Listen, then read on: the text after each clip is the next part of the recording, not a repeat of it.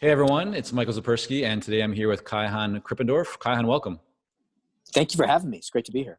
Yes. So Kaihan, you are a keynote speaker, an author. You're the founder of a consulting firm that's created over $2.5 billion in revenue for your clients at last count. You've worked with organizations like Johnson & Johnson, L'Oreal, BNY Mellon, dozens of others. You're a sought after authority on strategy, transformation, growth, and innovation. But let's get started with kind of how you got to where you are. Take us back to your days of working at McKinsey and Company. What did you learn there? I mean, what still is top of mind for you that you took away from the time at McKinsey that you're applying today in your own consulting business? I think mainly in two areas. One is just in client management. And I think that I walked away with really a sense, not so much a skill, but like the value of putting the client first, of doing good work, of proposing what is right for the client, And so I like to work with people who have a, similar upbringing, let's say, not necessarily McKinsey only, but, that really like look at consulting as, something to take seriously, an obligation, And then on the other side, just the tools, the thinking tools, how to think in McKinsey had the term MISI, mutually exclusive, collectively exhaustive. Everything you break down into MISI chunks, and breaking down a problem, going through the problem-solving process. And that I apply, I think, to lots of other areas, including my consulting, but beyond. And when you mentioned kind of, putting the client first and really how you think about engaging and supporting your clients, is there something that you do like that maybe it's more tactical that you could offer to people that you really feel you don't see a lot of other people doing it, but for you, it moves the needle? Well, I think it really helps to, I studied some neuro-linguistic programming, NLP. NLP, yeah. And, that process of getting into a state of kind of empathy with your client when you're talking to them, modeling them, and then that kind of puts you in the mindset of really being in their shoes, right? And then from there, really always asking, am I suggesting this because I'm a consultant and I'm, motivated maybe by things like selling the next engagement, or is this something that if I were them, I would say is the right thing to do? I may be wrong, but at least in my opinion, right? Those two things help kind of keep me honest, let's say. Right. So your background was at one of the best known consulting firms on the planet. You now run your own consulting business, which you've been doing for the last 16 years. What do you see as the advantage for a small consulting firm like yours that you actually have over a large consulting firm? When you're going head to head potentially in looking to win a client that might be thinking about engaging McKinsey and Accenture, a Deloitte, whoever, PwC, whoever it might be, what really stands out to you as the advantage that a small firm like yours is able to deliver above and beyond what they can? Yeah, I guess I'd start with the disadvantages. I think that the main disadvantages are that brand and the credibility that brand carries with boards of directors and investors. So I've often worked with a firm, and we're working with them on strategy. But then, when the board wants a new strategic plan, very difficult for us to say we'll do that for you. The board wants a name on the report. So recognizing that and kind of playing around that, I think it is. That I've really focused on more of a niche when it comes to very creative strategies, disruptive strategies, big innovative ideas, as opposed to operational strategies, change management plans, right? That's what I think that we're known for. We're not very well known, but for the people that know us, that's what we're known for. And so we're like the natural choice for that. And I think that we could say we can do that better than a big firm because that's what we specialize in. Right. I really want to make this valuable for everyone listening. If you were counseling a consultant who was going to be going up against, they just knew that there's going to be larger firms also going after a piece of business. Maybe it's even an incumbent that's been working with that client before. What advice would you offer them? What would you tell them to look for or to think about when communicating to that client that would give them a greater chance of actually winning that business? I would say show that your approach is really customized and is informed by a deep understanding of what the company wants, what the client wants. Because often what a large firm will do is do kind of a dog and pony show and put up their big partners and then staff it with more junior people. So you can show that, hey, you're going to be at work. This is going to be worked on by the people who crafted the proposal. And doing that extra work to show that you're replicating their language and when you're describing their needs, that you're not following a cookie cutter process that you've run a bunch of times. I have found that some of our clients have said that one thing that they appreciate about our approach and that of smaller firms in general is that they'll say, when I'm working with a big firm, I know I'm getting the same advice or similar advice that they're giving to my competition, right? So that showing that you are fully committed, not exclusively, but fully committed, and I guess another kind of selling point that has been very effective and is true is they're a really important client for me. We're a small firm, so even if they're a smaller company, they are our number one client. Right. And how do you communicate that? Is that communicated in the proposal itself? Do you speak those words to your client? Do you send an email? How do you actually communicate that to your clients or to the buyer? I find that they ask questions to probe for that. Like, who's going to be working on the project? How much time are you going to be spending on this project? Right. Are you working with other companies in our area? Right. And that last question is a little double-edged sword, right? Because they want people that know their industry, but they also want to be number one, right? So you got to kind of dance on that a little bit. I have worked in the area before, but you are, you're one of the 5 clients we're working with now, something like that. Right. So you've been running your consulting firm, Outthinker, for 16 years, I believe, if not mistaken on that. You've built this up to, I think it's over a dozen employees or team members, something in that range. Yeah. Go ahead.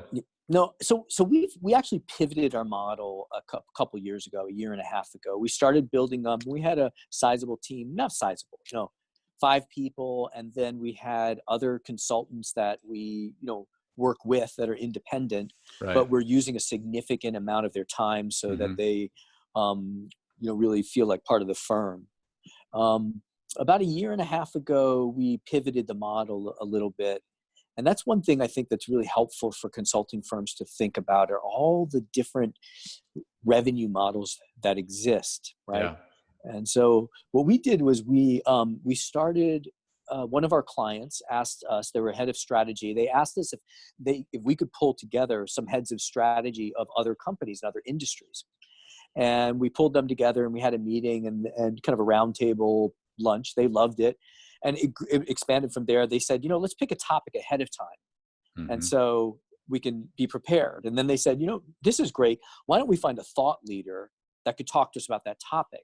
And then we started going to these thought leaders and we were surprised that we could get thought leaders that would otherwise charge a lot of money to come and talk for free because of the business development opportunity for them, the chance to engage with this group. So we are an increasing amount of our revenue comes from membership right. fees. So you're referring to, this is called your Outthinker network? Yes. Okay. Yes, exactly. So tell me about that, because I had a few questions about that. I mean, it looks like it's for heads of strategy at companies that are generating over $1 billion. It's invite only. So what does the model look like? I mean, how many people are typically in those groups? Let's start there. Kind of, yeah. I'd love to. Yeah, I mean, it's going to change now because we can't get groups together, at least not right now, due to, unless we're recording this, COVID-19 has us all kind of locked inside. And then when we come out of that, I think it's going to be a while before you can get sizable groups together. Could But you do the it model virtually is, though? Like, could you do it the way yes, we're, okay. that's what we're starting to do. Yeah. We're starting to do it virtually. And that works really well because these are busy people. It's easier for them to actually engage. And actually, I do find that Zoom is what we're using. I'm sure there are other platforms. Actually, if you manage it well, can create really a sense of being there with them. So the model was half a day, once a month, thought leader, and 15 heads of strategy. We limit it to 15 so there can really be a dialogue and create some peer-to-peer learning.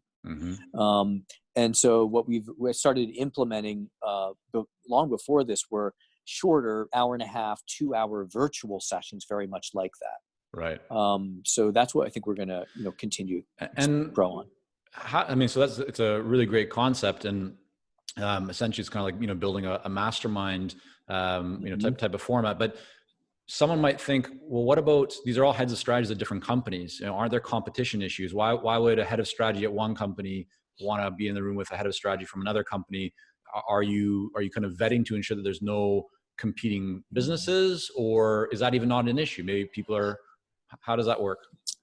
It's less of an issue than we thought it would be. We thought we were going to kind of have to take the Bain model of we only work with one company in each sector. Right. I don't know if they still follow that model, but that was the original model.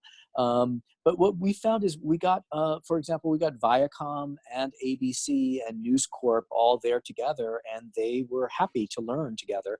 They might be a little bit more, they might be filtering a little bit more what they're sharing, but they know that who's there. And the topics that we're talking about, if we're talking about how's blockchain going to impact media, they all want to hear from each other. Right. We do have one mechanism where before we invite someone, we check if it's on the blacklist, if you will, of anyone else. So if they're a really direct competitor and that person said, if this person was at the table, I don't know if I would really feel comfortable talking or being there, then we filter out. And how many of these meetings take place on an annual basis? 10 in-person meetings. And then we have another series of virtual meetings. Got it. And so what does that look like when someone comes into this, when they're invited in? What kind of fees are they paying to be part of the membership? Yeah, we're still playing. Right now, we're charging $7,500 a year for fees. Some people, it's interesting. Like two clients of same size, like $5 billion in revenue. One of them says, when they ask how much it's going to be, we say $7,500, and they say, "Oh, thank gosh! I thought you were going to say $100,000." And then the other client, same size, will say, "I don't know if I can get support for $7,500." Now, one of them has a margin of 40%, the other one has a margin of 7%, right? So it's really interesting that the price sensitivity doesn't correlate with size.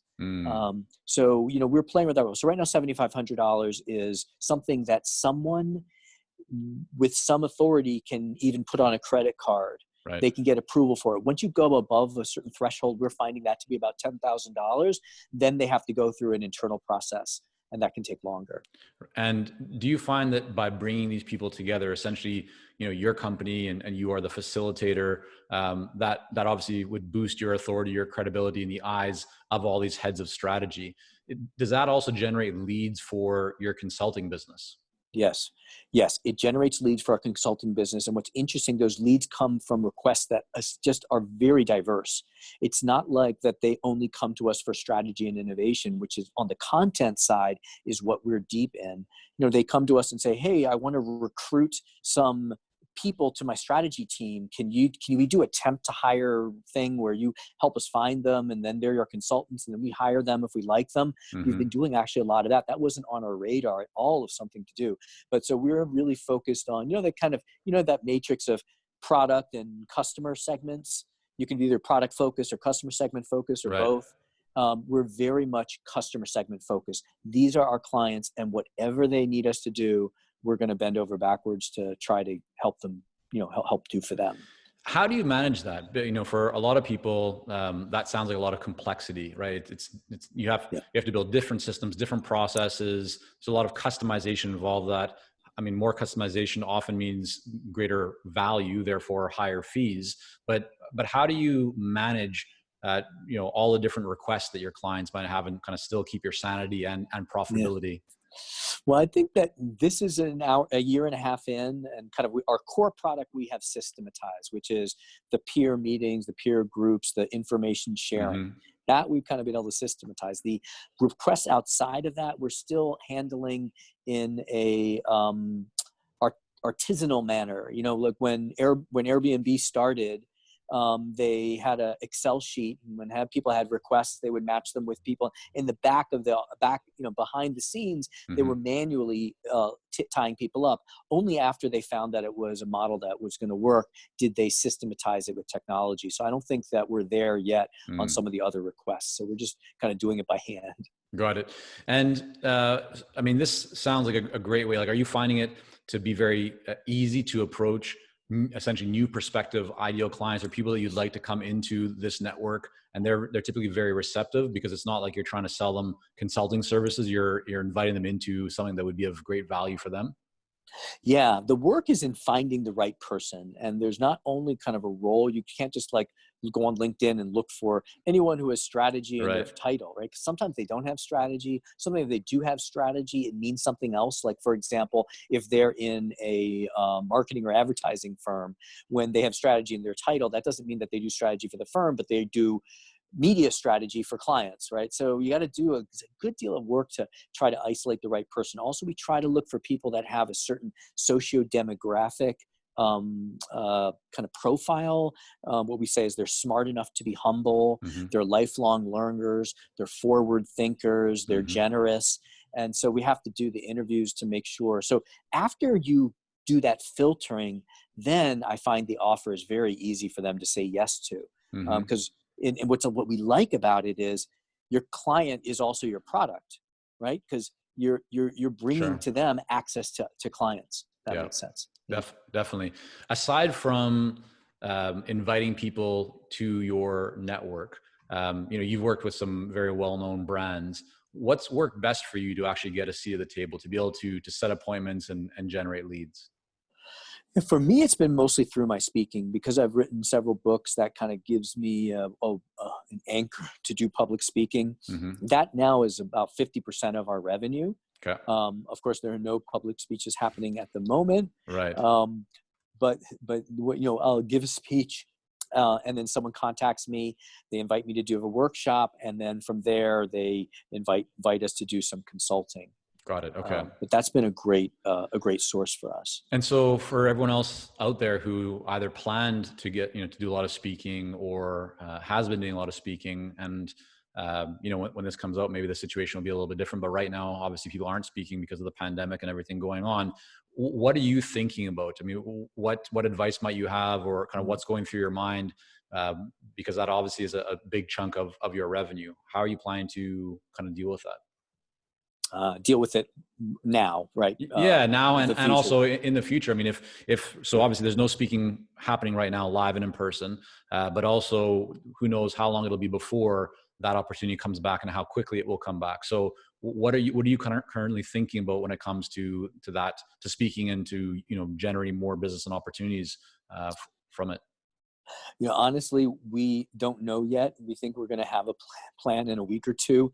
Right now, there's just such uncertainty. The speakers bureaus that we work with, their business has completely dried up. They're scrambling, trying to Mm, figure out what's going to happen. I think it's going to take longer than a few months for it to come back. And when it comes back, it'll be in a different form. People are looking at ways of delivering virtually, but there are organizations, associations, and corporations that depend on events, right? They, right. you know, you've got whatever, the tech companies that need to do their big developer events. It's critical to their business. They're going to have to find a way to replace that with something. They're going to need content. So we're kind of thinking about what that would look like, but also just keeping an eye out so that, but we're getting better at online. We quickly pivoted and launched this online summit.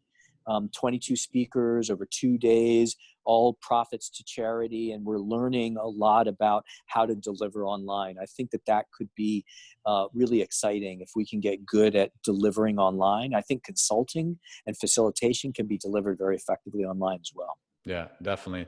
Awesome. Listen, Kaihan, I really appreciate you coming on. I want to make sure that people can learn more about you and your books and everything that you have going on. Where's the best place for people to go? I guess for consulting, I would say outthinker.com. with two T's. Okay. We'll make sure to link that up in the show notes. And again, Kaihan, thanks so much. No, thank you. Thanks for what you're doing.